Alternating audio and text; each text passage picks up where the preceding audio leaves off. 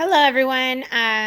We are going to now solve using the trig ratios. So we had been using the ratios, but just setting them up. So now let's look at actually solving for an unknown side. So if you remember SOHCAHTOA, the S, the C, and the T stand for sine, cosine, and tangent. And then what comes after it lets you know numerator, denominator, numerator, denominator, numerator, denominator. So it helps you set up the ratio. So what you need to know is you have to know which angle you're talking about. So we're going to talk about the angle that's given. We don't use the 90-degree angle. It's the other angle that's given. So in this case, 32 degrees is what's given. So if I write my little stick man here, that's where we're kind of locating where we're standing, and that's the degree we're talking about. So now, after you know where you're basing your information off of, I would label each side. So remember, whatever's across from the 90-degree angle, that's your hypotenuse. And then whatever's across from your little stick man, right, that's your opposite side. And then what's ever next to you, that's not the hypotenuse, the other side, that's your adjacent. And you'll notice those letters correspond up here to these letters. Okay, so the next thing you have to ask yourself is, okay, I have the angle. So what side is it that I'm looking for? So you always want to know, okay, I have two things that are given to me and one thing that I'm looking for. So what are those? So the one thing that's given is the angle. And that's important. Like, we are solving for a side, not an angle. So I'm given an angle, and in this case, it's 32 degrees. And then I'm given a side. I'm actually given the adjacent side. So that's important to know. The adjacent side in this case is 13. So I'm given the angle and I'm giving the adjacent side. What do I need to know? What am I actually solving for? So I'm solving for x. So in this case, x is the opposite.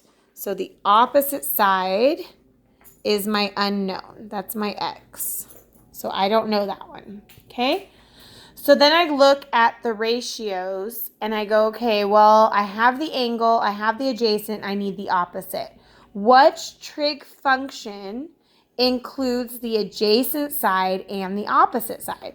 So if I go up to SOHCAHTOA, I'm looking for one of them that have the O and the A. And so we'll see that in this case, it's tangent. Tangent has the ratio with the O and the A. And so we're going to be using tangent in this case.